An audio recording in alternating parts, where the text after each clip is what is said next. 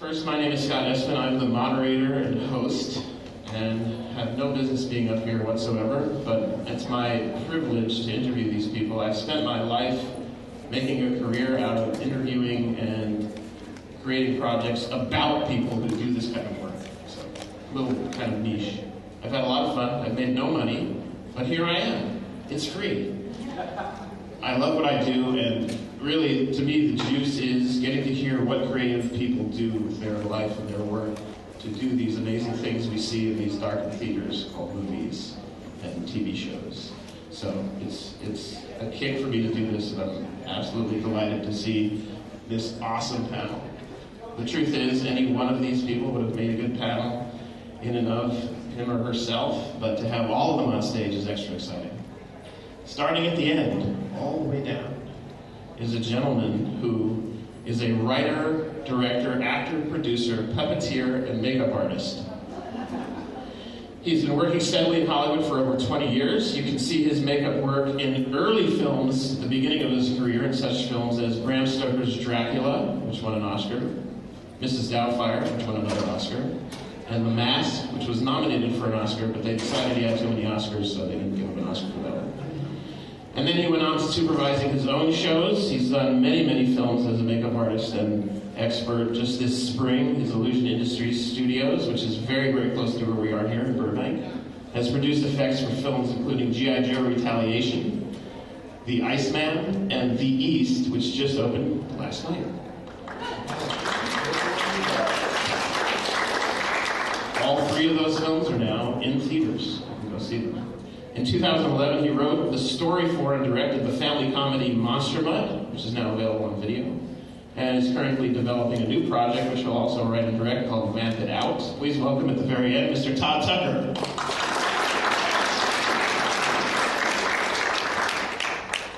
To his right, to your left, from the end, we have a woman who comes to us from the horror host community. It doesn't look like it maybe right now, but when she's all decked out, she looks like echoes of Vampira and Elvira, and her name is Ivana Cadaver. She hails from Florida and did a horror host show for many years called Macabre Theater TV, which she co-hosted with Butch Patrick, who was the original Eddie Munster on the Munsters TV show. She's also an actress, a singer, a producer. Please welcome Miss Natalie Popovich. Next to her right, to your left from there, is a man who's created numerous creatures and puppets and effects for films before becoming a writer, director, and producer. He's created comic books, films, and TV shows. He's served as a production executive on many films and TV projects, including television movies. And he's written the feature film in production, Population:ME, Population Me, and is the writer-director of the upcoming film, The Last Breath. Please welcome Mr. Paul Salamoff.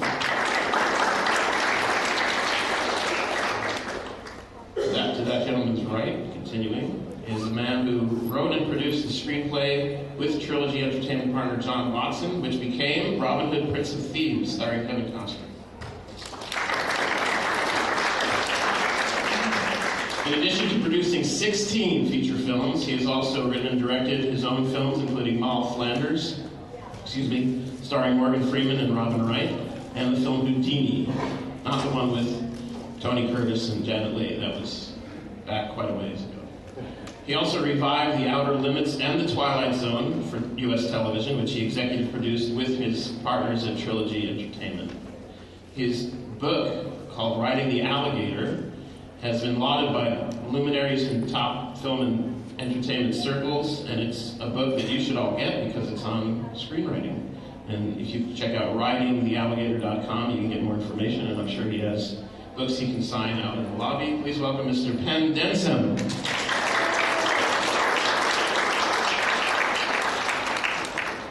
Next, to his right, the woman in white, is a writer-director with numerous projects in TV and film over the last several decades, including the groundbreaking and amazing films, The Decline of Western Civilization, which were these amazing music documentaries which she directed.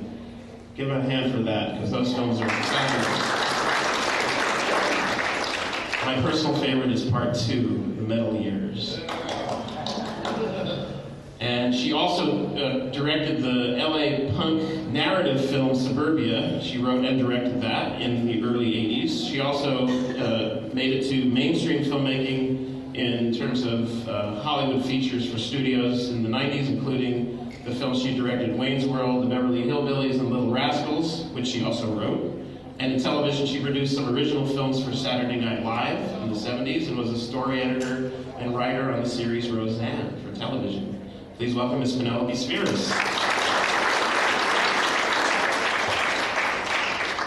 And last but certainly not least, sitting next to me, to the left for you of Penelope, is a writer, director, producer who has many projects, including the cult comedy The Dark Backward from the early 90s, which he also directed. He's also written for the studio's Mouse Hunt, Small Soldiers, Look, which he directed, and Reality Show, which he directed, among many, many produced works.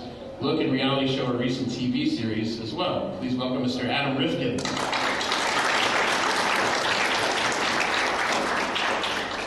And since I am not getting paid by Apple to have this here, ka-chunk.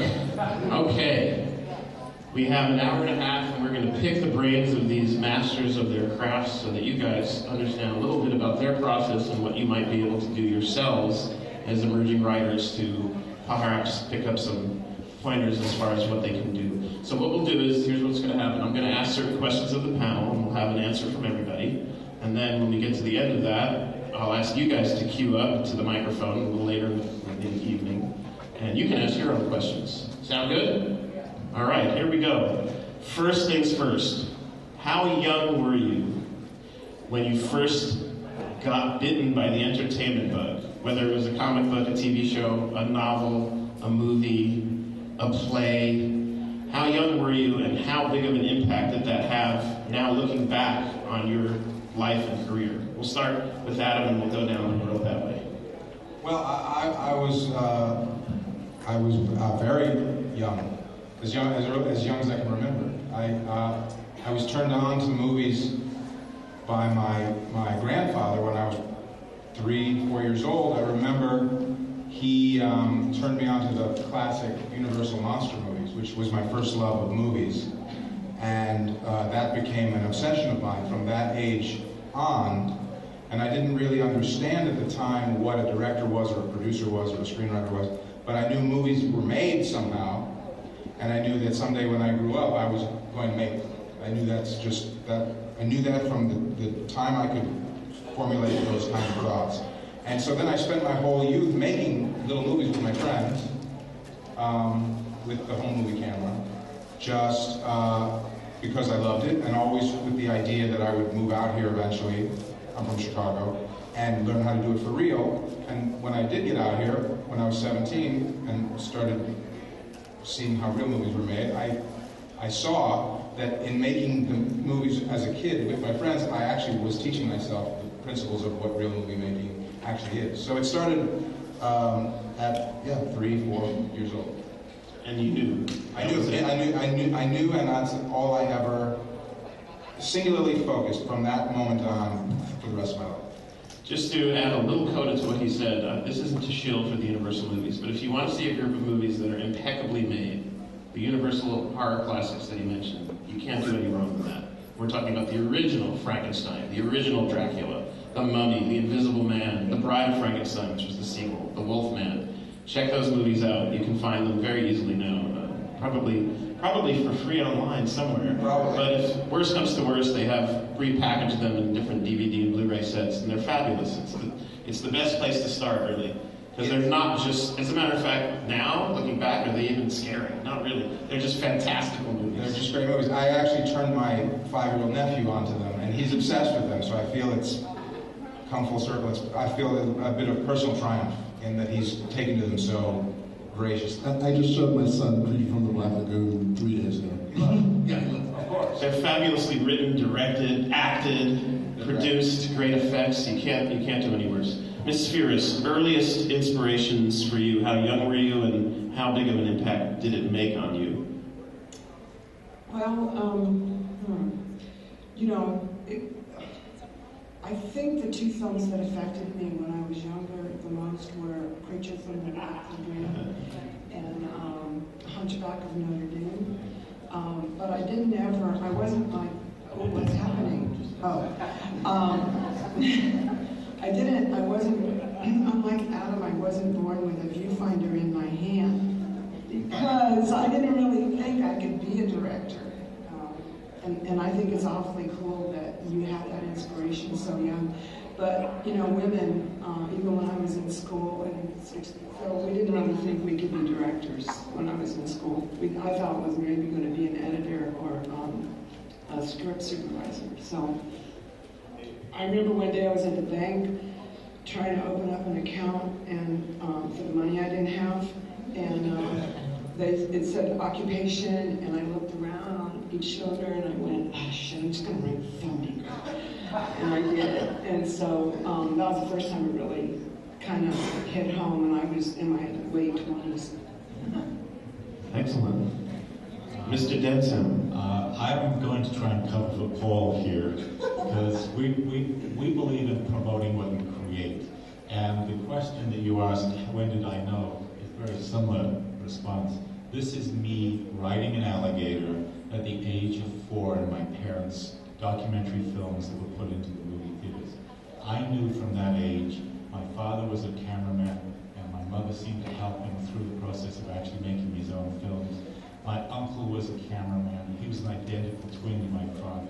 I grew up surrounded by technology, but the thing I wanted more than anything else was to cast spells with emotions and cameras. My whole life has been dedicated to that. I left school at 15. I had a terrible, tremendous stepmother, horrible home. I was put in foster homes, all kinds of crap. I never knew that I could accomplish it, except some part of me never gave up the yearning to do something of value with cameras and stories. And there was no certainty. I wasn't taught by a system, but I believe that we're all the same. I think that this storytelling is shamanistic. I think it's in all of us. I congratulate you for being here because you're following your beliefs. And I'm a great friend of Paul's.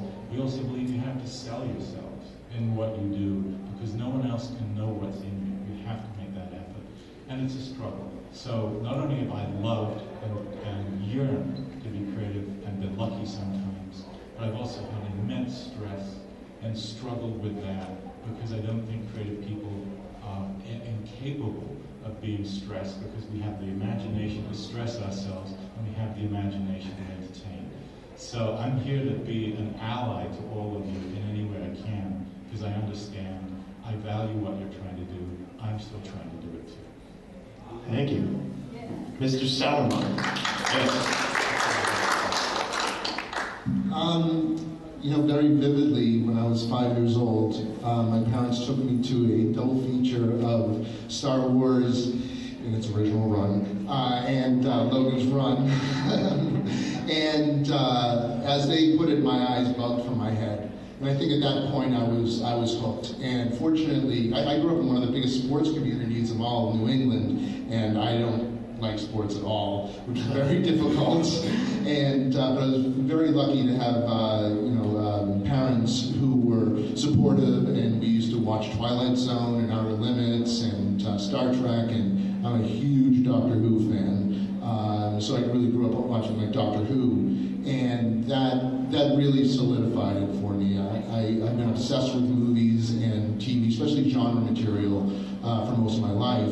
And then at a certain age, at age 13, my dad had taken me to a convention in Boston, and I saw Tom Savini. I don't know if any of you are familiar with Tom Savini. He's a makeup effects artist, like Dawn of the Dead, and Friday the 13th, and Creepshow. And there's a guy who's making monsters for a living. And I remember I turned to my dad and I'm like, I want to do that. That's what I want to do, which is kind of crazy if you think about it. You know, I'm a kid from Massachusetts, not exactly the epicenter of creature making. But they were supportive on it, and so I set my sights to that, and I said, that's what I'm going to do. And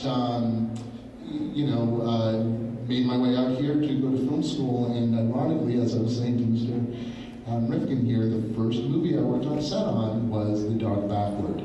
And that was my first real film experience, which was really fantastic.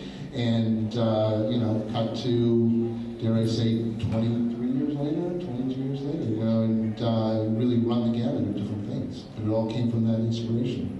So thank you, Mr. Rutherford. Thank you very much. Ms. Popovich. Yes. Earliest inspirations. So earliest inspirations, well, I started in commercial work at about 7. So I was actually 7 when I did my first commercial in a small town in Florida, St. Petersburg, Florida. So for those of you who, well, I think it's inspiring to say, oh, somebody from a small town can actually, make it. It's very true, because I think a lot of us, as you were saying, Massachusetts, it is possible with a lot of perseverance. But I did do my first commercial at 7, and I wasn't actually bitten at 7. I was more like, our next door neighbor was my father's best friend, who was the GM of the local television station there, and said, oh, Nellie likes to be in a commercial. I'm not sure, but I was very shy as a kid. So through the years, I started coming to California about 18 years old, and 17, 18, 19, 20, going into early 20s. All right. I remember being at a shoot for A&E. It's when Prometheus Films, Kevin Burns was doing the A&E specials, which Patrick, who is Eddie Munster, who's my partner, brought me, and he said, oh, you gotta, come down here with Kevin, and I have to do, something on the Munsters. And I remember walking into one of the hotel rooms where they had the shoot set up, and, pretty young. And I just remember always having to, in Florida and different places, kind of explain what I did and what I liked. And I remember talking to this guy that was on camera, and I said, over-explaining. He's like, oh, yeah, I get that. So at that point, I went, oh my God, my people. I found my people. So at that point, I knew what I wanted to do, and I knew that this was where it needed to happen. I was listening to some other moderators on the panel, and this is really a place where things happen, and where we're all from small towns, not all, but a lot of us are from small towns. There is a lot of opportunity here, to do what you want, so. Thank you. Mr. Tucker, early on, how did it hit you? For me, for sure, it was, and this is like the furthest memory I can remember as a kid, it was The Wizard of Oz. I remember seeing that and just like, as a kid, dreaming about it, drawing pictures about it. And then I remember going to see Jaws in the theater, and that just messed me up serious. I swear to God, I still won't go in the ocean. So, but I got obsessed with films really, really early. I mean, to the point where, and I remember literally, I went and saw Star Wars, and I counted how many times. I saw Star Wars 97 times in the theater as a kid. And I was an only child with no brothers and sisters, and I went to the theaters every week and basically would just hide in the theater so I could watch the movie over and over and over and just study it. And then when I moved here in 1990, my whole childhood was, I was a huge fan of the Spielberg fans, and the Spielberg films, and the E.T.s and the Poltergeists and the Star Wars, and just the real genre stuff. And when I moved here in 1990 and started working in special effects, one of the first films I got to work on was Hook. And to sit there on set every day after I finished doing the makeups and just sit there and study Steven Spielberg, and then again I worked with Coppola, and the same thing. I would just sit there and just watch these guys and see how they work and how they interact with people and how they direct. For me as a director, to be able to have that experience and watch all these great directors really gave me a lot of insight on how these guys work and why they're as great as they are. So, but I would definitely say The Wizard of Oz and Jaws really to this day are two of my favorites. They should make a remake where they connect the movies.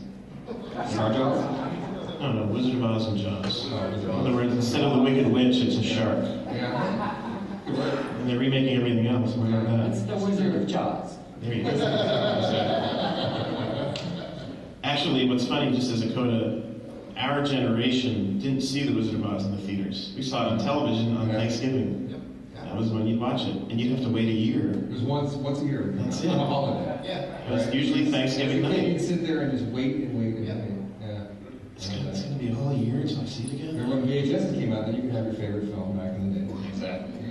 Let's talk about first work experiences. What was your first experience like working professionally in this field, and how did that inform the rest of your career? Did it help it? Did it hurt it? Did you know what not to do or what exactly to do after that first professional endeavor? Well, I got real lucky because I got to make my first movie when I was very young. So technically, my first job on an actual movie was as the writer-director of that movie.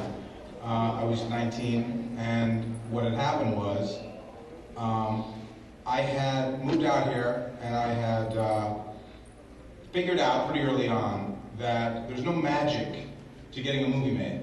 You just need the money, and then you can make it. That's it. And so I started writing scripts, and I didn't really necessarily want to be a writer, I wanted to be a director, but I knew nobody would let me direct something else, of somebody else's, so I had to write something that I wanted to direct. So I wrote some scripts and started knocking on doors, and I met a young producer who was working for an old-time producer who was churning out a lot of low-budget movies at that time. And we convinced this old-time producer to agree to let us make a movie for him. That Brad is the name of the producer, that he would produce it. Brad He would produce it, and I would write and direct it. And so I gave this old-timer's name was Elliot Casper. He's produced tons of classic movies. Yeah, Paul Newman movies, Brando movies, a lot of great movies, a lot of bad movies, but just tons of movies, tons of output. He's a real character. Anyway, so he didn't like any of the scripts that we gave him that I had written. He said, "Why don't you have anything for the kids?" So I said, "I have a great script for the kids." He said, "Well, bring that to me." So he said, "Bring it tomorrow." I said, it was probably like a Tuesday. I said, "Can I bring it on Monday? Because I need to polish it up a little bit." But I didn't have a script for the kids. So I ran home and I wrote it really fast. And I brought it in on Monday. He didn't even read it. He just said, "Hey, Brad, is this a good one for the kids?" And Brad said, "This one's a great one for the kids." So he's like, "All right, you guys can make it." So this was our first movie that we got to make. Now, today, it's easier to get a movie made for people because you can make it really cheaply now. I mean, you can shoot a movie on your phone, you could edit it on your laptop, and you could distribute it on the internet, you could promote it to a worldwide audience on Twitter and Facebook. You could do that all for next to nothing, and you could be a director. But at that time, it still cost a lot. I mean, on a low-budget movie, it was still, the cost of film and developing is just kind of expensive. So I didn't appreciate how rare that was at the time, because I was so young, and I didn't appreciate how much I didn't know, because I figured, how different could it be than making the little movies that I've been making? But it was like a crash course film school. The entire experience was learning by screwing up every day. And there were some big cameos in the movie, because Brad was buddies with the Brat Pack. So he got them all to agree to do cameos. And so I was convinced every day that I was going to get fired until we got the Brat Pack guys on film. And then I knew once they were on film, then they weren't going to shelve the movie and they weren't going to fire me, because at that point, Elliot knew he'd make his money back no matter what. So I learned I'll tell you this last thing that I learned. This is most important. Two lines of inspiration. One came from the DP, who had shot a bunch of movies. He said to me as a filmmaker, throughout the whole process, people are going to come to you with, do you want the toothbrush to be red, do you want the toothbrush to be white, or do you want the hat to be big, or do you want the hat to be little, or do you want the set to be lower ceiling or higher ceiling? And your job is to say yes or no, or change it. And he said, once you say yes, it's your fault if you don't like it later. It's you can keep telling them to redo it, but once you say yes, it's your fault. And then also too, just prior to making my first movie, I saw Terry Gilliam speak. And he said, and this was during the whole Brazil Michigans, and he said, when you're making a movie, everything feels like it's all going all wrong all the time.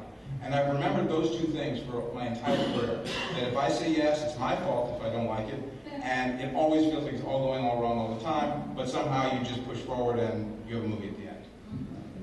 Very good.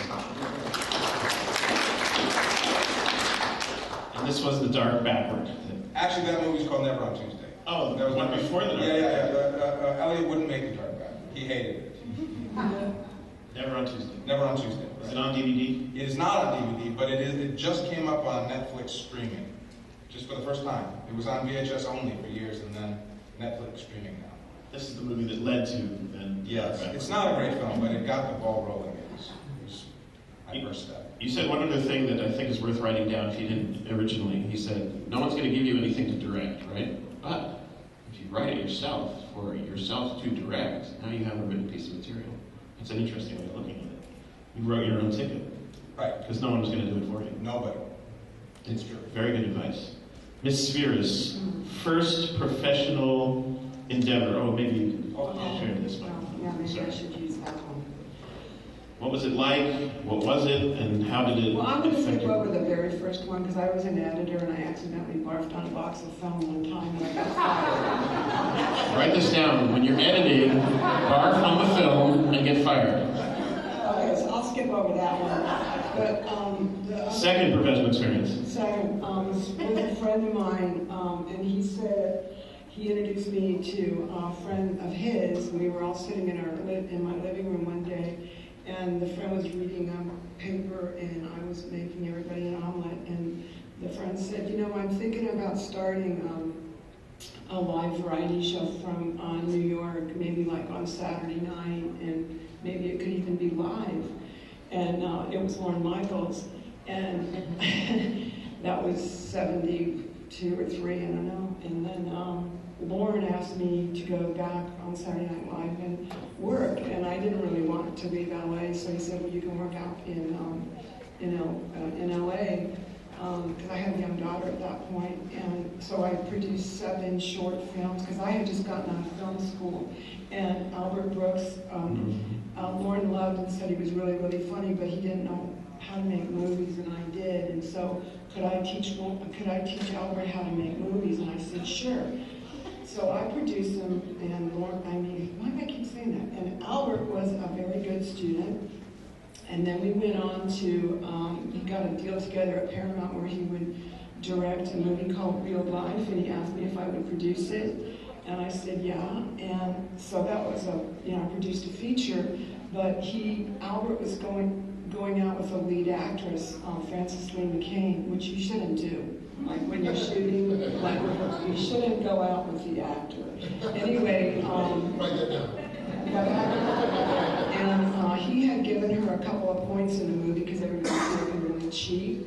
And anyway, they broke up during production, and he asked me, because I was the producer, to go ask her if he could have his points back. And so I went in her dressing room, and she was getting dressed, and I started asking her if she would give the points back. She started throwing shoes at me. And so I bailed out, and that's when I decided I didn't want to be a producer, and I would probably be better off as a director. Yeah. That's a great story. And an interesting way to learn that. It's an interesting way to learn that. I don't want to produce. I don't want to have shoes thrown at me. Nobody's thrown a shoe at me since I've been a director. I've never heard of a couple breaking up and then one asking for their points back. Usually they just ask for their albums back. Yeah, exactly. Interesting. It was brutal. Yeah. Mr. Denzem, first professional endeavor, how did that go and how did that affect the rest of your career? Yeah, that's a real tough question. I'm trying to think of something that's actually useful to you guys for me to say. Left school at 15. I thought they were trying to knock me into being somebody that was saleable. My dad tried to send me, actually did send me to go interview for a job at an electric blanket factory because he was sure that would give me a future. I tried selling photographs. I photographed the Rolling Stones when I was 16, talked my local TV station into doing it. At 19, I tried to start my own companies in England. I went to Canada thinking I was a washed-up failure. I really thought I was over the hill and had it. I discovered a country that would give you money for ideas. You didn't have to have status, you didn't have to have education, but there were also a film community of people like myself, and that's one of the things that is very important, is relationships. So my very first job was in a film lab working overnight because I was actually given the quality control. So I was rejecting prints from the lab for a scene down the screen, and they never caught me. So thank God. But what I was able to do was to see the work of almost every company in Toronto.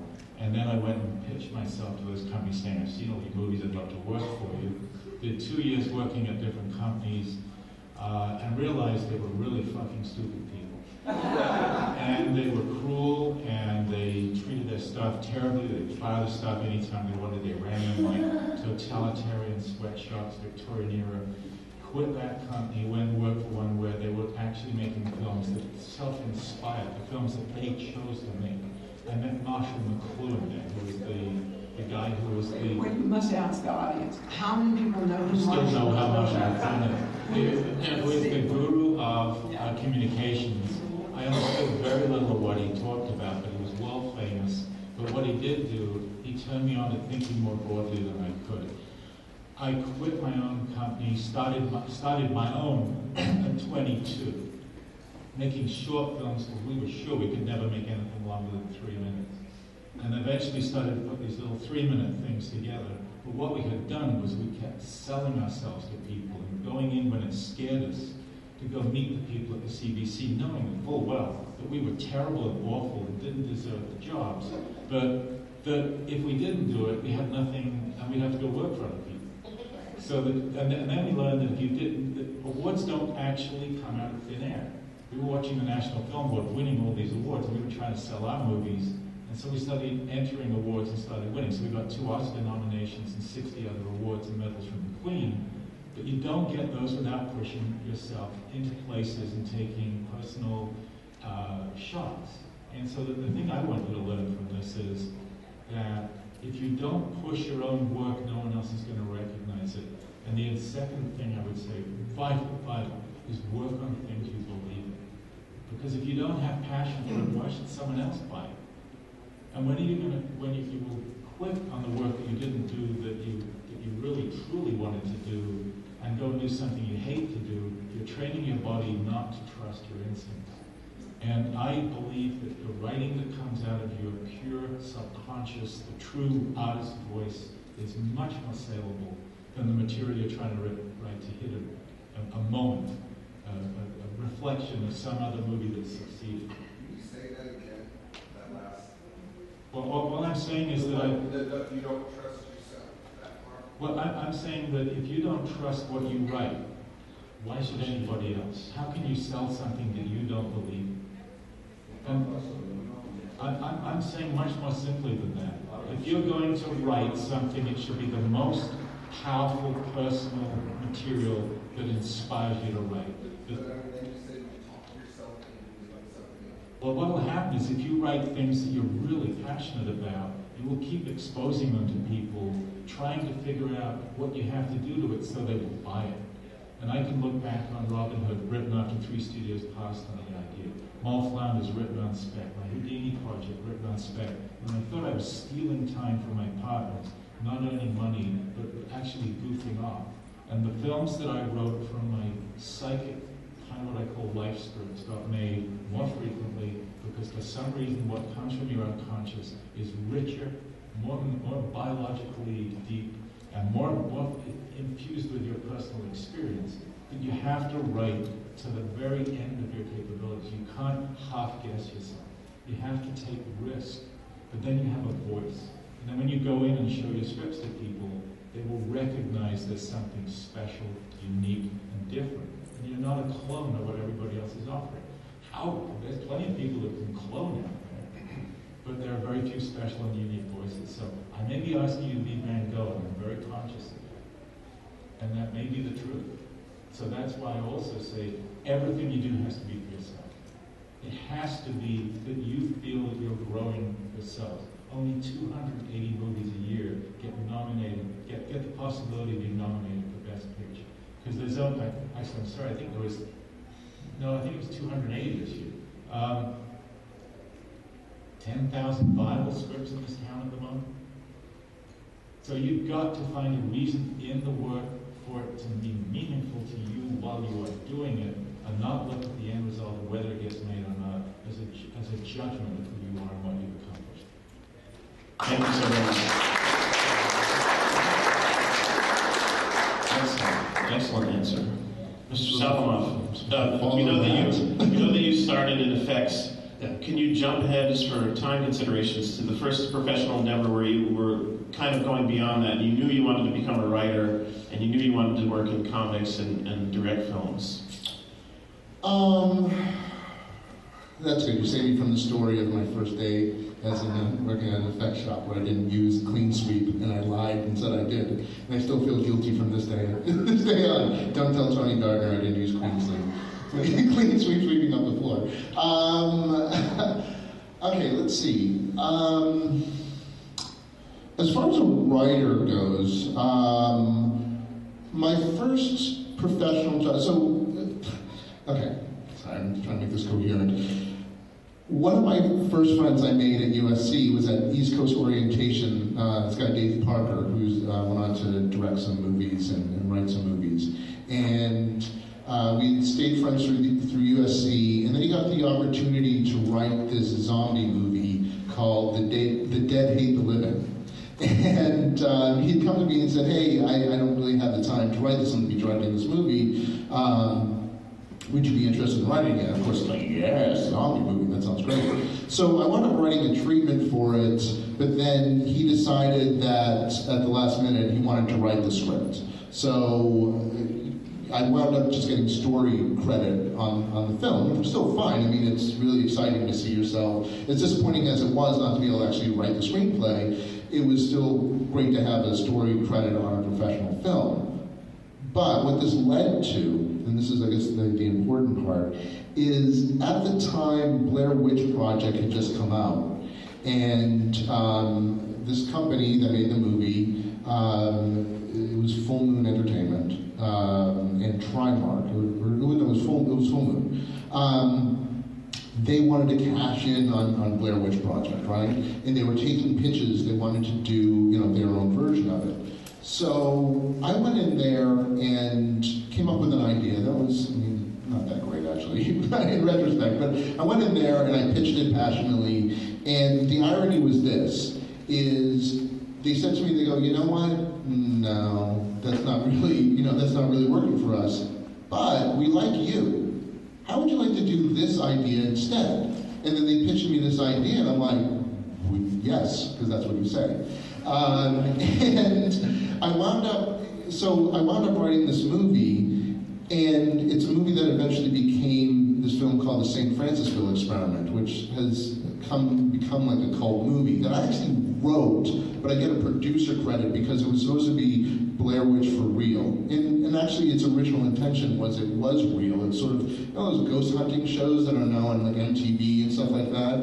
It kind of was that. It was sort of like the idea was, it was more of an experiment in fear, where if we convince these people that this house was haunted, and film them, let's see what we could convince them of. So it was basically an attempt to convince these people who are not actors that we're putting them in a haunted house and seeing, how they reacted in it. Unfortunately, the movie didn't turn out too well, but it wound up being bought by Trimark for $3 million.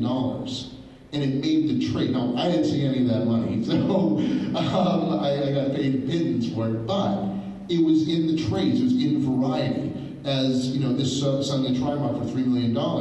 So I realized that it's like, okay, and this is something, I guess if I have words of wisdom here, this is something I think all of you have to understand, okay? There's gonna be a lot of disappointment over your career, but you cannot let it beat you down. You can never give up, okay? I'm gonna say that again, write it down, never give up, okay? There's ways of turning defeats into victories, okay? And what happened with St. Francisville is I was not happy with the movie. I knew it wasn't very good, but it wasn't coming out for like 3 months. And I had a new spec script that I wrote. So here it is in the trades. So what I started doing was sending out my new spec script with query letters to managers and agents with the article from Variety. Guess who got meetings because of that? Me. And I got my first manager out of it. And then, I knew the movie wasn't going to be that great, but it's like, all right, well, I've got a new project out, I now have a manager. The irony is that Lionsgate wound up buying Trimark, and I'm like, oh my God, I got a Lionsgate movie, this is really fantastic. And they decided to sweep a bunch of movies under the carpet, and St. Francisville was one of them. But, and it was released, I think, in Fresno and El Paso, or something like that. It was like Fresno and some like weird other place. But the funny thing about it is, I was working as a producer recently, like doing some video game marketing stuff, and this was like about a year ago, and I got a call out of the blue from some film festival in Texas asking my permission to show St. Francisville Experiment because they were having some cult film festival and they're big fans of it. It's like, and I was like, you got my permission, but I really don't have anything to do with it. But it is interesting. That was, that little leapfrog from, from Dead Hate to Living to St. Francisville to then getting my manager. That was the beginning of my professional career. And I learned really quickly that, it's really about perception, and it's about turning disappointments or turning, into victories. And I guess if we get into that later, I even have a better story to tell that just happened to me recently that's really fantastic, but I'm not going to take the time at the moment. Very good answer. One thing I want to reiterate that you said, you went over it a little quickly, but you said you pitched an idea to these people, Yes. and they don't want to do it, but they like to, and then they said, how about working on this? That's a fantastic opportunity. And I'm sure that came out of them liking something about you, or the way you pitched, or the way you approach things. So even though they don't want to do your project, we're not interested in that, we're interested in you. Yeah. And sometimes that's more valuable than just being interested in that project. So that's a good thing to take a note Can I of. address that? Sure. When you're going into a pitch, the real purpose of a pitch is to meet the people who are looking at you, the development execs, to see whether they can stand working with you for 2 years. And more importantly, whether you're going to fuck up their job. Because they're not going to introduce someone to their company that they're taking responsibility for and then put themselves at risk. So the thing about a pitch is it's really not to sell your story so much as they pre-read your material, they will have read some more, they already like you. You go in there, you meet the secretary, you shake their hands, you have a pee before you go in so you're comfortable. Drink some coffee so that your brain's working. And be yourself, but be a little bit aware, and make yourself so that you're actually looking at these people, that you're not just pitching like a machine, but you're engaging them. The first thing to do is to find something of commonality with them. It's important to set off the oxytocin in somebody, which is the empathy, by having caring moments about just being human together.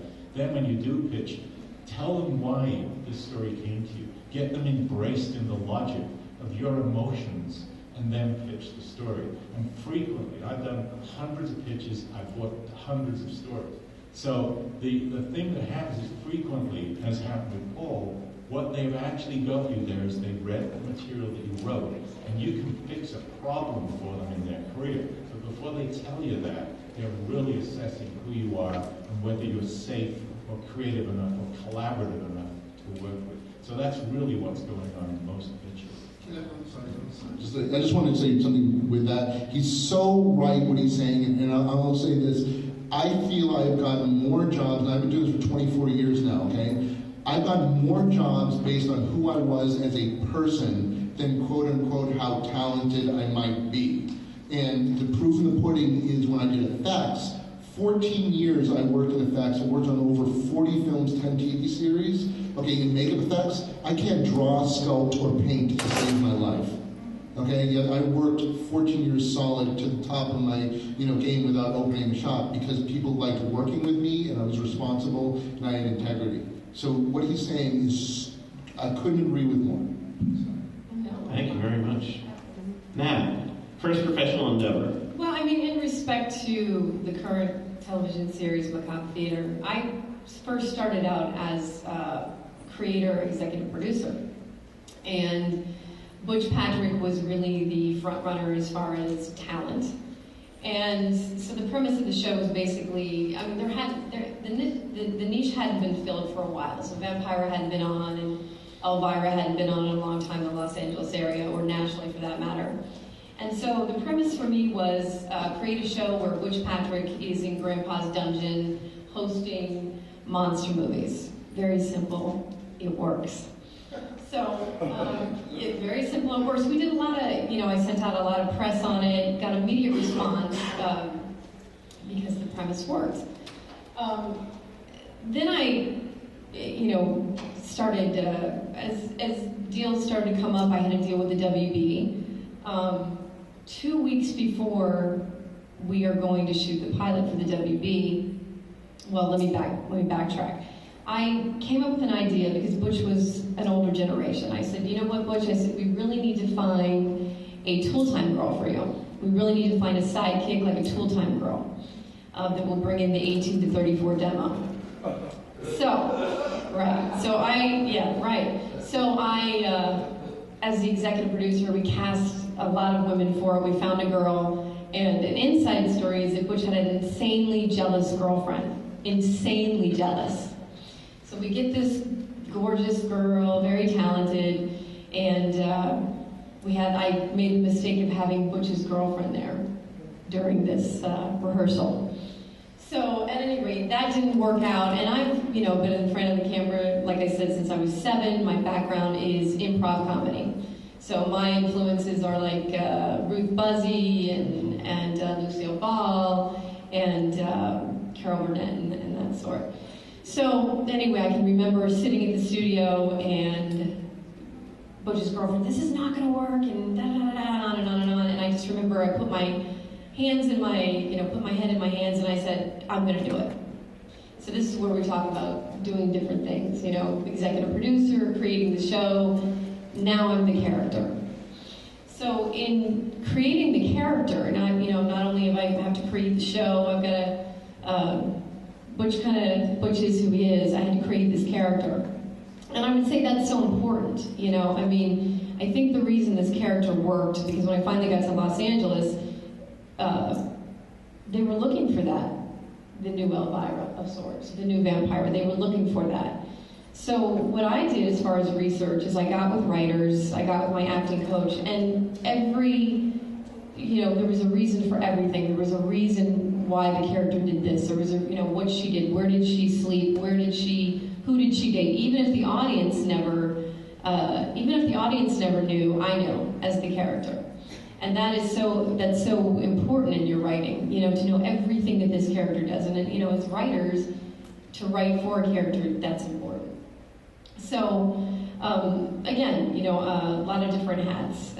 Created the character, created the show, and finally the show I never expected that the show would launch out of Los Angeles. I knew it would get here, but I didn't think it would launch out of here. And it did. It launched out of KDOC, which was Channel 56. And I'll never forget, it was frightening. It was absolutely frightening. But I never let him know that, never let him know that. So, being at KDOC, it was just, they decided that they would produce this themselves. So, KDOC is going to produce the show. So it was a much different vision than I had for the show. It was camera to Butch, camera to me, wide shot. Camera to Butch, camera to me, wide shot. And so Butch and I would watch it every Saturday night until we couldn't stomach it anymore. And the general manager who brought me in, who I struck the deal with, who brought me in, he got fired. So the owner of KDOC at the time, who was Cal Brock, he brought me in and he said, all right, kiddo, and I can remember I flew back home for Christmas and he brought me in and he said, all right, kiddo, what do you think about the show? And so this is the moment of truth. What do I really think about the show? Or, what do I want to say to keep on the air? So I just looked at him and I said, honestly, Cal, I said, if I have to watch myself one more Saturday night, I said, I just might throw up. And I really said it. I wouldn't suggest doing that. I wouldn't suggest ever doing that. But I think it was just a moment that I had. And he just kind of pushed his chair back and he just looked at me and he just started laughing, what seemed for about 5 minutes. And he said, well, I'll tell you what, honey. He said, you know what? He said, we never expected, he says, when the general manager brought your show in, he said, I told him, we've never produced any shows here except for Wally George, I think it was. And he said, we never produced anything except Wally George, so I highly recommended that we didn't produce it, we let, you guys do it. And he said, so tell you what, he said, how about if I just hand over the production to you and we'll just let you air it here? And I said, that sounds like a really good idea. So the rest, as they say, is kind of history. But that was just a tremendous amount of work. But I wouldn't trade it for anything because it was it was an invaluable experience for me. The show went national in 2005, and Todd and I worked together. We did. I interviewed you at Trailer Park of I was going to say I thought it was trash. It was a joke. That was a joke. But anyway, Todd and I, the other things spawned from it. Knott's Berry Farm and things that I did as a character spawned from it. So it was great. But that's it. Like I said, I wouldn't recommend telling them you're going to throw up if you see it. Todd, was your first job really on set of Hook? Was that your first gig down in LA? Yeah. I came to LA with a master plan. Come up on mic a little bit more, please. Thanks. I came to LA with a master plan from Northern California, and my goal was to get into makeup effects, which was something I really loved doing, and artistically it was something I wanted to do and had been studying, and had been studying with two guys that were amazing, Matt Rose and Steve Wang, which were the best makeup effects artists in the industry. And my master plan when I got here was to get into effects, start learning and watching everything and the way it was done professionally on set, and then to start writing, creating, producing, and directing my own projects. So what I would do is I would come up with an idea, I would write the project out, I would write the script, and then I would go out and start creating the creatures and the characters, and I would film something. And I would be doing makeup effects during the day, working for the studio, and then I would take side jobs at night to make extra money so I could afford to pay for these shorts and these trailers that I wanted to make. And then after I would make them, I put the whole package together. Most of the stuff I was making was very genre, either like kid fantasy stuff or horror stuff. So I'd also make maquettes and bring in all kinds of stuff to show what the characters would look like, and toy prototypes and all kinds of stuff to show the marketability. And this is just one example too.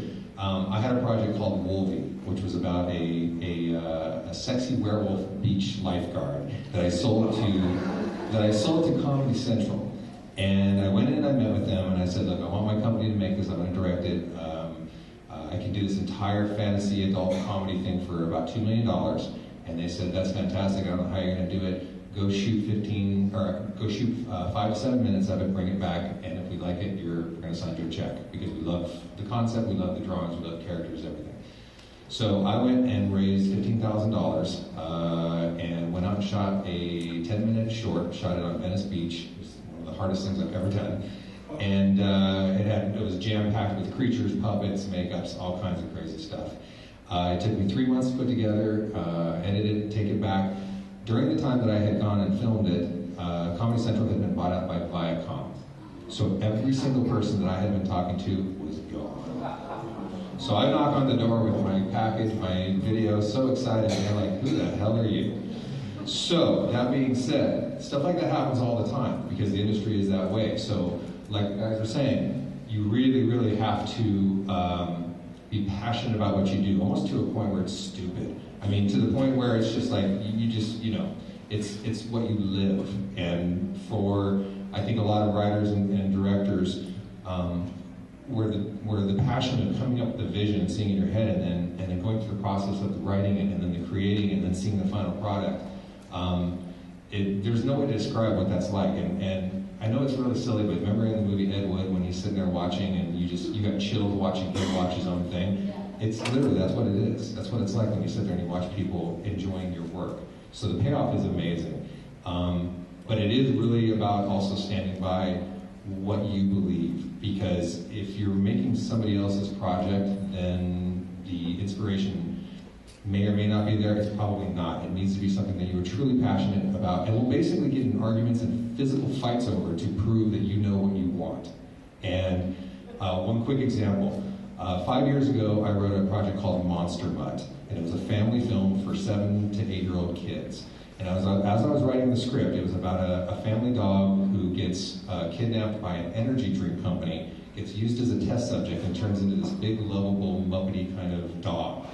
And my cast was a 10 and a 12-year-old kid, 2 real dogs, a guy in a dog suit, and a guy in a makeup. monster makeup. So I had the worst of every situation you could possibly have. And everybody was going, dude, are you retarded? And I think I might have been. I was just like, no, this is what I'm doing. This is what I'm doing. And then we made the dog practically. And I wanted to make the dog practically because I wanted to go back to my favorite 80s films of the Spielberg and the Henson and all that kind of stuff and create something that was kind of a cross between like a Gremlins and a Labyrinth. And, after the movie came out, CG is a huge thing. For the first year or so after it came out, and it got worldwide distribution. It was Lionsgate UK, it was all across the world. It got domestic distributions on DirecTV, Walmart. I mean, it did really well with no marketing at all.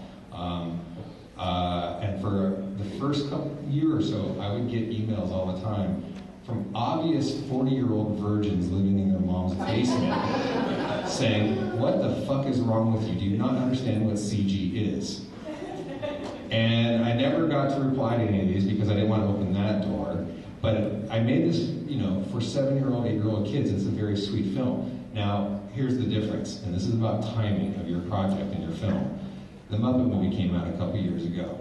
My emails now read, you're a genius. So I went from being an idiot to a genius in about a 6-month time frame, which is not easy to do. So the main point I'm trying to say is that I literally had people saying, you're not doing what you should be doing. This is going to be really difficult and you're going to fail.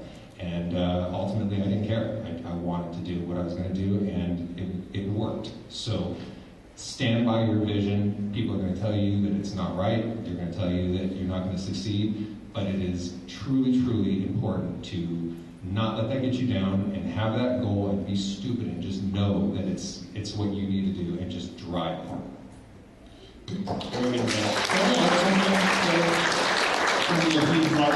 think something that actually went over really quickly that's very important is, he said that he was doing stuff on the side to make money to do these projects. And I think that's something that's worth noting, because I talk about this a lot when I'm talking to people, is that, this is a tough business, you know what I mean? And a lot of times you're going to have to, survive over, obviously right now with the economy and so forth. But when I made the decision to start writing, I did that while I was still doing effects. And what I decided to do was, okay, I could take this job for like 6 months and really save my money and really, it was always baffling to me because I always felt like I had more money than I knew what to do with when I was doing effects. And I had people I was working with who were making the exact same amount of money and they were living paycheck to paycheck. Well, they were going out and like spending their money on drinking. I'm not a big drinker, so I'd rather go spend my money on movies or buying DVDs or whatever. But they were always just blowing their money on stuff. And I really wanted to be a writer. So I would save my work on a show for 6 months, save my money, then take 3 months off and write like some spec scripts. Or I would at nighttime after work, if we weren't working late hours, which we always did, would write at nighttime. And it was because I was passionate about it, but I knew I had to sort of teach myself and I needed to take the time. So remember, if this isn't your main job, getting paid as a writer, you've got to figure out a way to make your life work where it gives you time to be creative and to write these things. Because if you're not producing material, you don't exist. Okay, so it's very important to really think about the big picture, and it's always about chess moves, and it's always about, what do I need to do to get to this point, and really thinking the long term, because you got to remember this isn't a sprint, it's a long distance run, and you want to have longevity in this business. Okay, that's my 2 cents. Thank you very much. I'm going to start asking some individual questions of the panel, and then in a few minutes I'll ask you guys to queue up. Believe it or not, we've been doing this an hour already. Isn't it amazing? So it feels like 3. Doesn't it? We have so much time and so little to do. Okay, so some individual questions based on what I know of these people that you'll find the answers very interesting. Please tell us about what your writing process is like, and if you would, use the example of Mouse Hunt, because that's a fascinating story. Yeah, sure. Well, like I said earlier, I always felt like I needed to write something to have to direct, and And so, wanting to direct movies more than anything, I would write a lot of scripts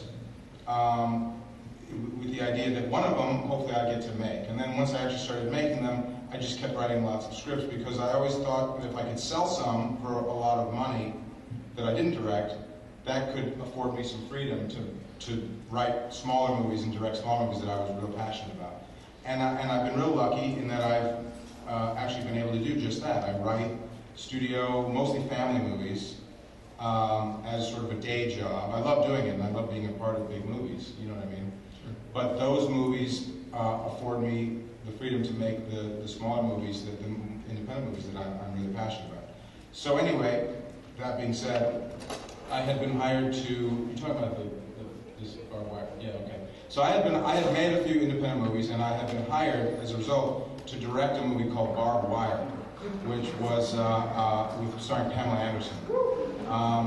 I had made some independent movies, and I felt like when the opportunity came up that it was a logical next step that I should take advantage of. It wasn't a project I was passionate about per se, but it was a budget that I had never worked with before. She was a big international star at that moment. And she was the toast of Cannes that year. I mean, she was like the big glamour puss of the time. And so I took the job thinking that I'll just make it great. I'll figure out a way to make it great. I'm going to make it, you know, sort of fun and comic booky, and it's going to be great. Anyway, one thing led to another that I won't bore you with, but I was fired off that movie. What'd you do? I actually, what happened was, I was hired by, this is a lot of inside baseball sausage making stuff that's a little boring, but I was hired by the comic book company that made the comic book called Dark Horse. I was hired without Dark Horse. Dark Horse was riding on a big high because of The Mask at the moment and Time Cop at the moment, and they took the liberty of just hiring me to direct the movie without consulting with the financiers of the movie, which was Polygram Propaganda. And they were incensed that I was hired without their even meeting them. So without my knowing it, I was hated by the financiers of the movie. And so as soon as contractually they were allowed to fire me with the least amount of penalty, I got fired and didn't realize that they had one of their directors prepping the movie simultaneously without anyone else knowing. So as soon as I was fired, this other guy came in fully prepped, and which is, by the way, You got fired before you started shooting? I shot for a week. Were you in the DGA? I was. They can't do that. They did, and the DGA actually protected me in that I actually get residuals. Yeah, from because you have to do something malicious or negligent before you. Were you malicious or negligent? No more than usual. Anyway, that's the boring part of the story. The part that you're referring to is as follows, because all that's just sort of preamble. So the same people that were calling me, congratulating me when it said on the front page of Variety that I was hired to direct Barbed Wire, were the same people who were not returning my calls when I was fired a few weeks later, because that was also on the front page of the trades, right? So I was depressed for a day, right? And along the lines of what's been discussed here before, you can't take rejection personally, and don't ever let anything, like that slow you down. You can't ever let anything slow you down if you're going to pursue a career in Hollywood, or the arts in general. I thought to myself, all right, I felt sorry for myself for a day, but I analyzed what is it in Hollywood what power do I have that no one else has, since I felt so powerless? Well, I have the ability to generate material from scratch, because I'm a writer, right? And writing all these movies that up to this point, gave me a lot of confidence that I could keep doing that. And so, and I thought to myself, all right, every producer, every studio, every executive, everybody in town is looking for great material, right? They're willing to pay for it, option it, steal it, remake it, reboot it, whatever it takes. But if I can write it from scratch, I have a leg up on most people. right? So I just went on a writing tear. So while the movie Barbed Wire was still shooting, I wrote about 4 screenplays. And the first 3 didn't sell at all. And the 4th one was, and I wrote screenplays that I was really convinced were going to change the world. Right? Over how long of a period did you write This was about 6 weeks, 8 weeks. 6 weeks, 4 scripts. Right. Wow. So I was. Well, don't applaud yet. Wait till you I do was this. determined, right? I was determined. Were you using drugs? I was not. Not more than usual. I was not doing any. I was not. I have a sweet tooth. That's you know. I was flying on Snickers bars. The first script didn't sell. The second script didn't sell. The third script didn't sell. But you just can never give up because you can't fail in Hollywood because there's an endless amount of opportunities because you create the opportunities for yourself. You can quit and say I failed, or say, you know what, I gave my best shot, but I'm going back home. Or you just keep going. You got to be the Energizer Bunny, right? If something goes wrong, you recalculate your route. It's like the GPS in your car. You know, if you get fired off that movie, recalculate. You take a different route. You know, if they don't buy that script, recalculate and take a different route. So the 4th script I wrote was an idea that I thought was just too dumb. But I thought, screw it. It could be a lot of fun. I took an inspiration from just the endless amounts of cartoons I watched growing up as a kid, and I wrote this movie called Mouse Hunt, which I wrote on spec. And it's about 2 guys, if you haven't seen it, who inherit an old drafty house, and they're brothers, and there's a mouse in the house, and they are trying to fix up the house and trying to kill the mouse at the same time, and the mouse is smarter than they are, and it's fucking with them, because it's his house. And all hell breaks loose and the house is destroyed, and the mouse ruins their lives. And so I wrote it really fast, and I gave it to my agent, the same agent who had weathered my being fired and weathered the last 3 scripts not selling, and I was convinced they were going to drop me. And I gave him this other script, and he said, all right, we'll send out another one. We'll try it one more time, right? And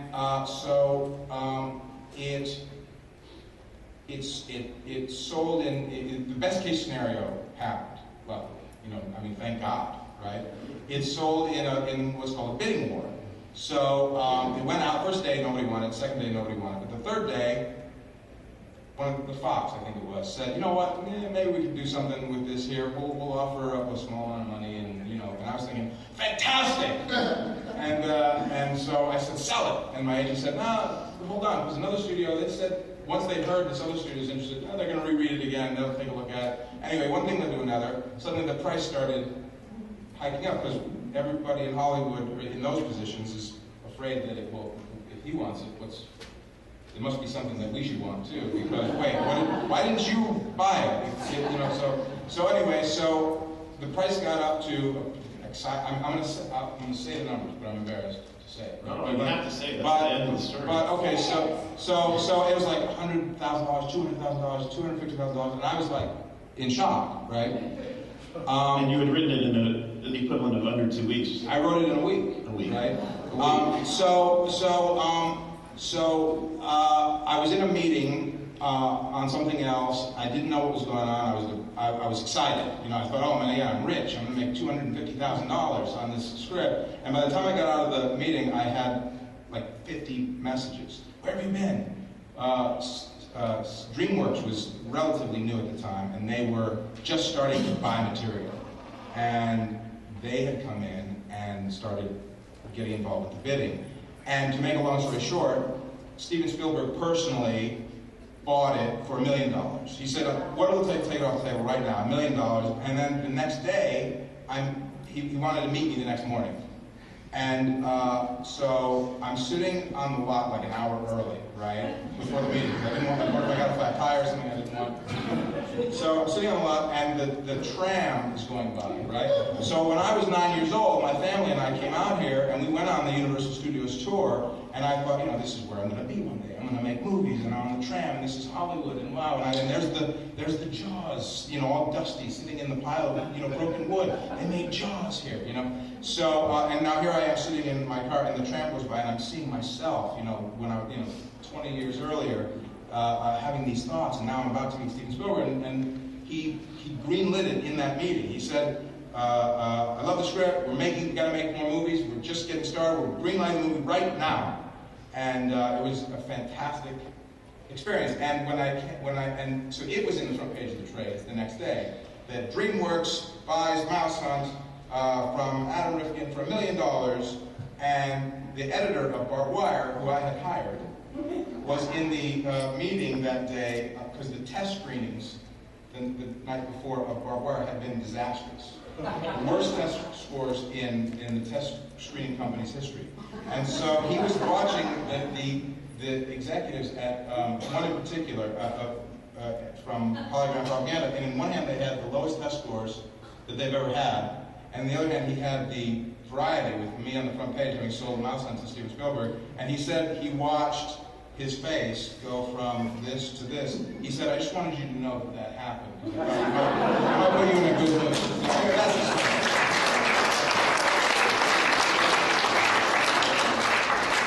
One of the best stories ever. Thank you. In the interest of time, just to all of a sudden it's like, geez. If you guys want to start queuing up, if you have questions, but I'm going to continue because I have some of the questions of my own. But if you do have some questions that you've thought of, go ahead and form a little line in front of the microphone. We do have some more time, and at 6 o'clock there are other things that you guys probably need to go to, such as an important discussion about what's happening tomorrow. So I don't want to keep you. So let's move along. Miss Fierce has directed several amazing films. She's written 2 of them, The Little Rascals and Suburbia. My question's about Suburbia, because that was, at the time, I don't know if anyone remembers the early, you guys remember the early 80s? Not anymore.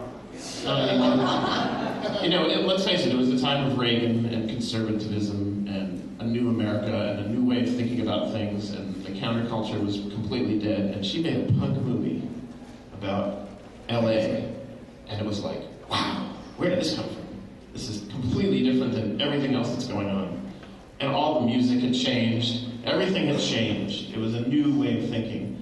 And you had the guts to make a movie that said, no, there's still an underground situation, you're just not seeing it on TV. And I want to know where that came from, and what the idea was, and what your process was. It's such a cool question, especially appropriate right now, because the same thing is happening right now. I have the choice to do one of the Love of My Life films. It's a documentary about punk rock, or go to be paid almost $1 million to direct a movie in Germany, a fantasy like Cinderella story. Guess which one I'm going to do? The punk picture. Yeah. Cool. Yeah. But you know, that story that you told was really hard to beat. You know, with $1 million from Spielberg. This is really fast. When I did Black Sheep, Sherry Lansing calls me on Sunday morning and says, we have to make a deal with Chris Farley by 9 o'clock tomorrow morning because he's going to go do Cable Guy if we don't, so you do this movie. And I said, what movie? She said, we don't have a script. And I said, well, then I can't say yes. And she said, let me get Goldwyn on the phone. So she gets Goldwyn on the phone, and he goes, all right, Phil, we're going to offer you $2 million for your salary. And I'm like, shocked. I couldn't even speak. And he goes, all right, 275.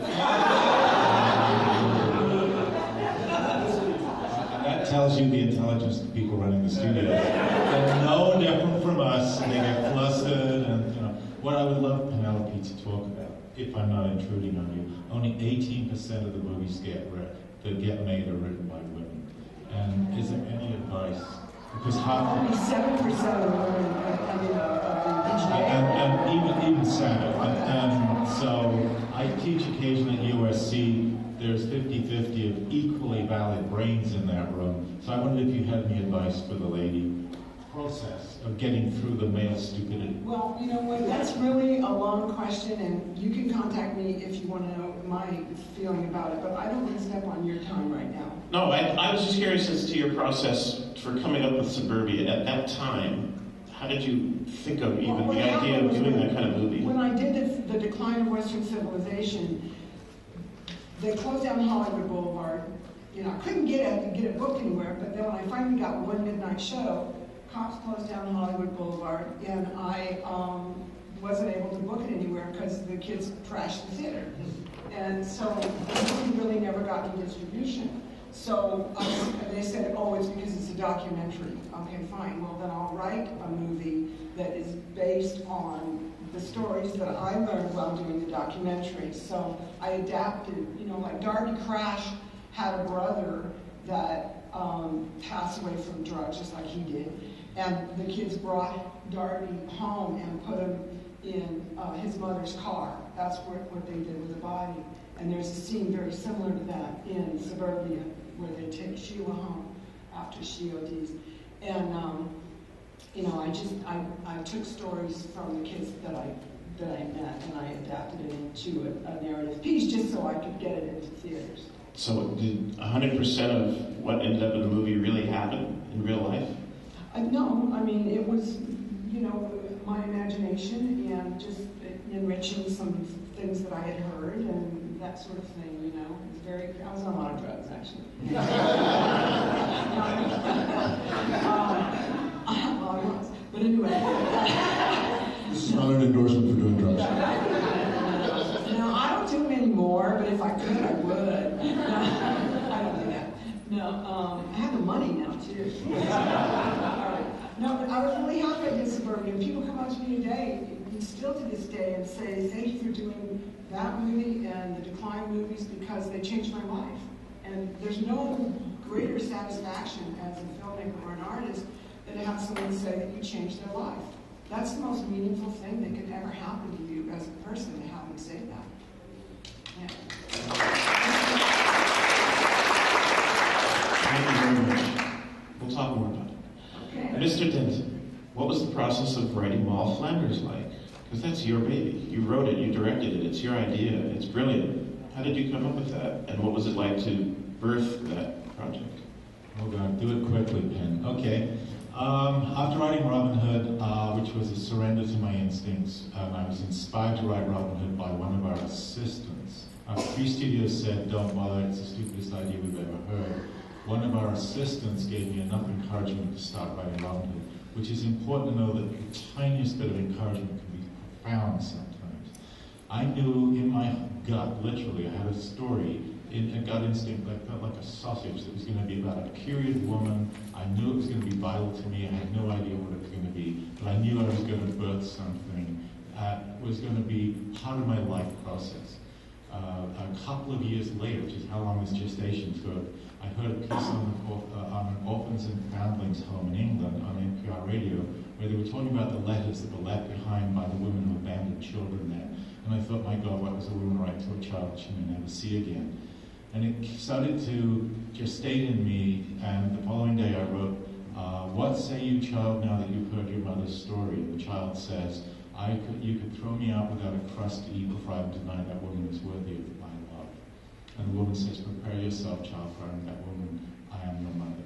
And I knew then that I had found what I wanted to write, which was a story of absolute unvarnished truth about the failures of a woman being read to a child she'd been separated from, who then knew that if this child still loved her, the love was absolutely unvarnished and truthful. And then I started this journey of trying to discover it. So the first thing I did was I didn't tell my male partners I was writing it, because I knew they would try to laugh me out of it. Who am I writing a woman's story? That's stupid. Secondly, I shared it only with my assistant who'd been at Brown and written a thesis on she-rose. This thing started to gush out of me. It was like having a love affair. It was like channeling. Ideas from all my other scripts started to float into it.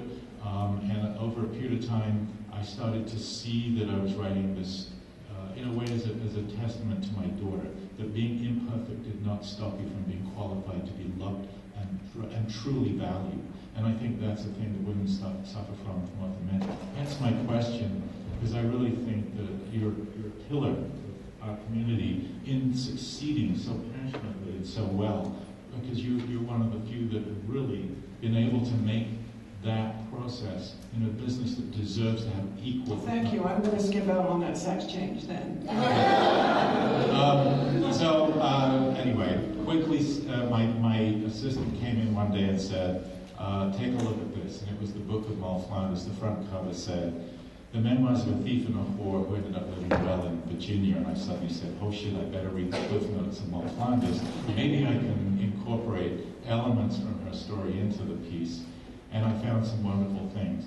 I ended up writing that script in 5 weeks. It was in my spare time. I lied about what I was doing, or I actually did my work. I was in bed with the thing at night at 11 as this stuff was coming through me, with my wife looking at me thinking I'm nuts. We finished the script.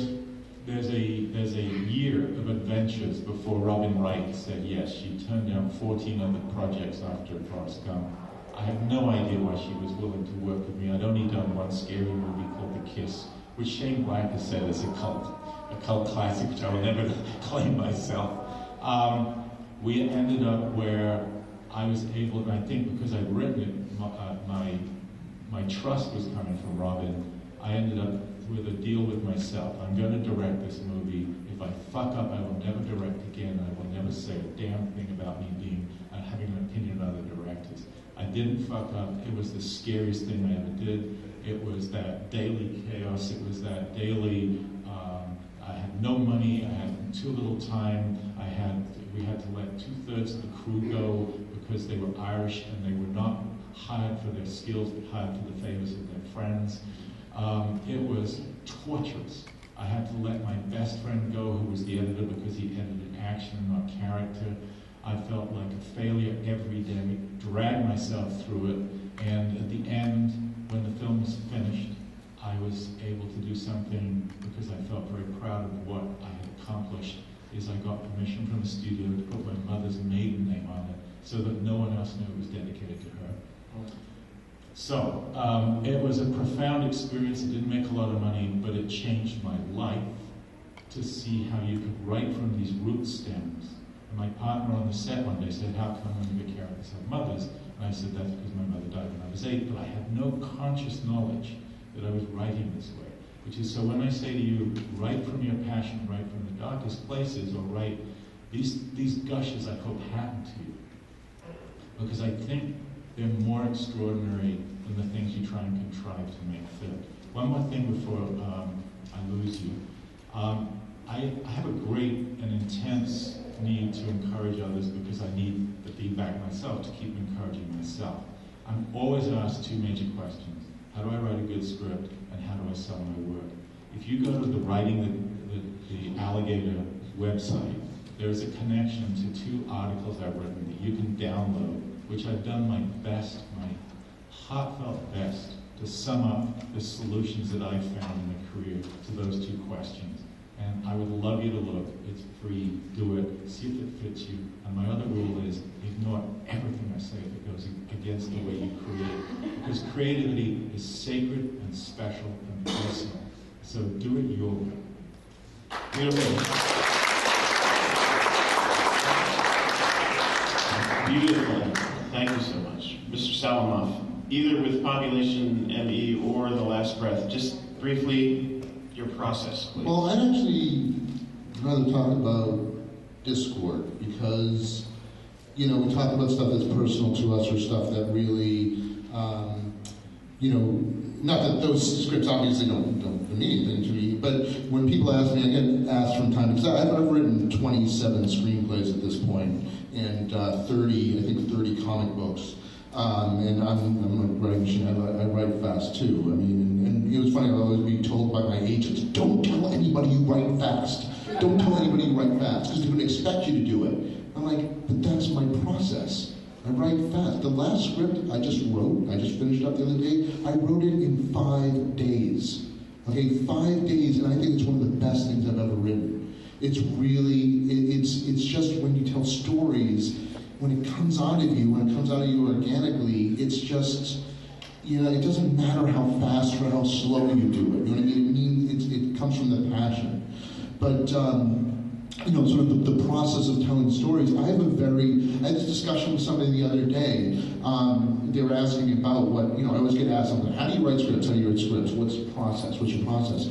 I have a very interesting process that a lot of people sort of like go, okay. But it's very simple, and I've done this for my last, I can't remember, 12 scripts or whatever, even more since the beginning, is that when I come up with a kernel of an idea, Okay? When it's something excites me, that I feel that there's a story there's something that's, inside me that I need to get out, I just sort of think about it.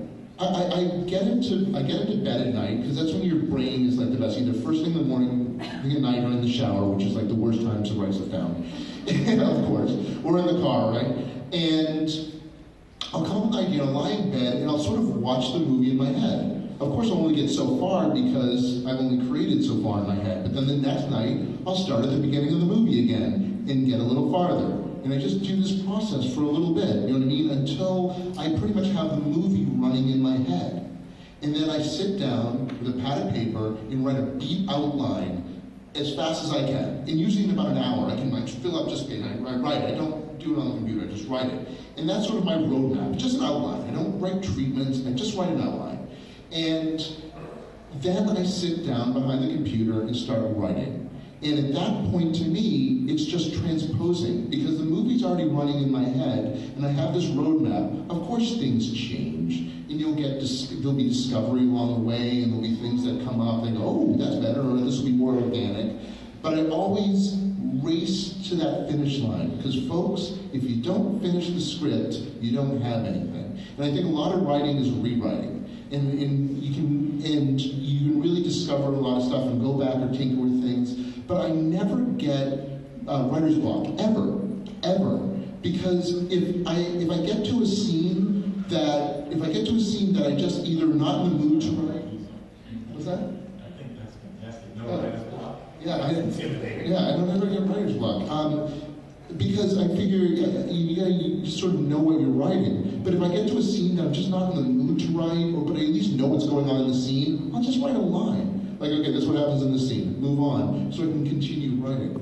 But a real example, and I'll give you this, and I'll promise I'll be really quick. With Discord, which is when people ask me what the thing I'm most proud of, I say Discord a lot because I think it really represents who I am as a writer. I'm known as a world builder. I'm brought in a lot of times, studios or production companies because they want world builders, and I'm a world builder. But I got the simple kernel of an idea. What if you had a superhero team, like the Avengers, that died and came back and were put together or assembled like they were in a crash or something, and they were reassembled as one person? With one, what would be the ramifications of that? And it was a really interesting idea, and I was like, someone must have done something like that before, and I did a lot of research and asked a lot of people, and I was like, I don't think I've really heard of anything like that. But a lot of people were actually saying, I don't think that would work. But I didn't listen to them, you know what I mean? And I stuck to my guns, and I was like, no, there's something here. Because I was always a big fan of the Frankenstein mythology, but the real key to it was like, okay, but what if this guy was the good guy? You know what I mean? What if this guy was the good guy? What if, this horrible tragedy thing happened? What if this happened to the Avengers? What would happen? What if? Because a lot of the greatest ideas you'll have come with what if.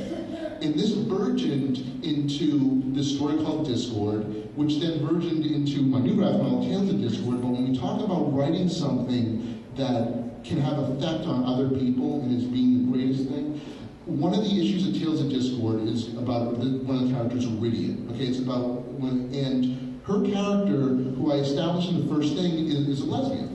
Okay, and it's not a gimmicky thing. It's just she's a lesbian. She's in 15 pages of the script before she dies. When I wrote her single issue, I wrote this story, this character drama about this girl who comes to terms with her sexuality while coming to terms with being a hero. And I just wrote this, and it meant something to me. And I'm not gay. I'm not a girl. You know what I mean? But I wrote this really, I wrote this story. Well, when it came out, the gay and lesbian community got a hold of it, and they got completely behind it. And the Huffington Post wrote a big article about it. And I started getting emails from people saying that, oh God, I wish I had this comic when I was So are you gay now? just for a reading.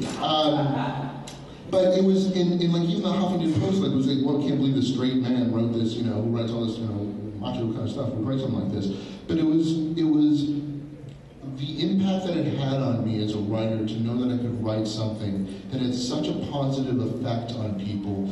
I can't even tell you what that feels like. And this, one of the women who I actually wound up dedicating it to, and I'm ending the story right now, who makes jewelry, and she made me this jewelry thing that said, like, only real heroes can write heroes.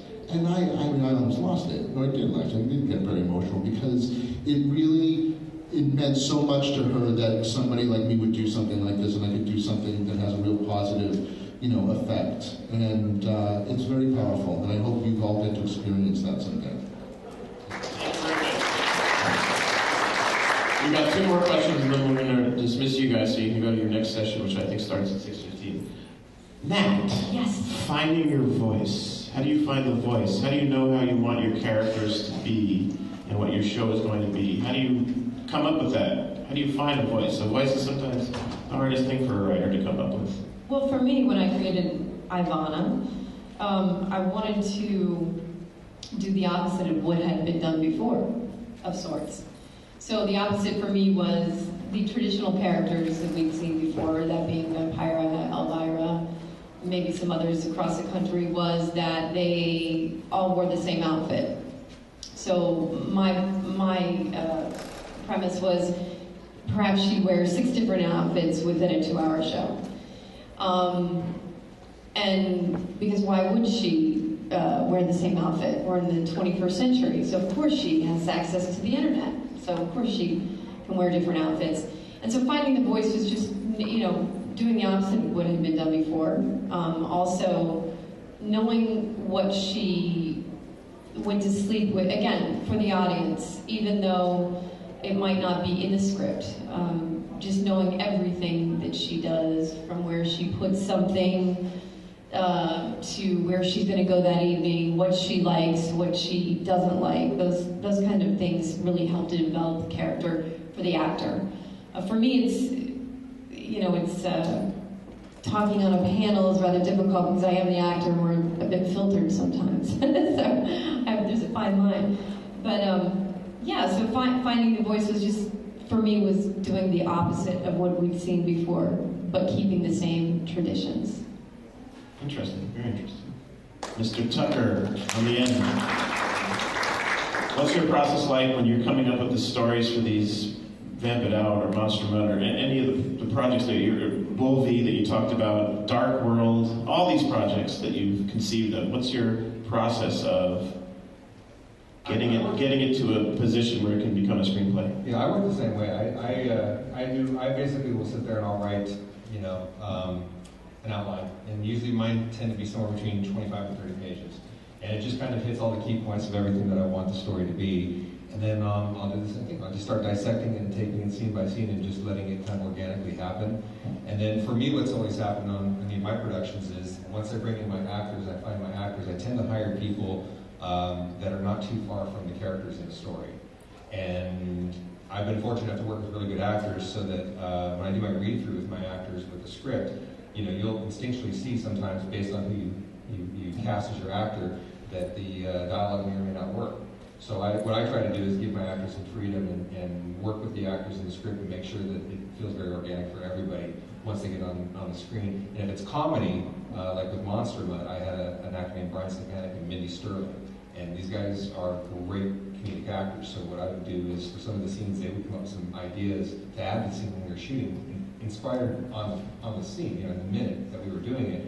And I would let them play, let them have some fun and see what happens. Is this a rehearsal or is this actually on the set? Well, it'd be a rehearsal first, so we can kind of lock it in and make sure that it doesn't change things. But ultimately, sometimes on set too, when the comedy's not working, if you've got the right people hired, let them do what they do and try to find, within the moment what does work. So it's also being, as a director, for me personally, it's also letting your actors have a little bit of freedom to help make it better. Thank you very much. I really honestly wish we had another hour and a half, but we don't. So a few announcements. There will be a 6:15 seminar that will go until 7, which you should all attend, especially if you're coming tomorrow. The information will be out in the lobby. My next panel starts in 15 minutes. It's going to be how to write an adult film in an hour. So stay if you want to do that panel. And then, no, I'm just kidding. And then I'm going to introduce our guests. Please give them a warm reception for coming here today. Mr. Adam Rifkin, Ms. Penelope Spearis, Mr. Penn Benson, Mr. Paul Salomon, Ms. Natalie Popovich, and Mr. Todd Tucker. Thank you so much for coming, everyone. Have a great rest of your weekend. Enjoy the rest of your Pitch Fest. Make sure you find out the info for your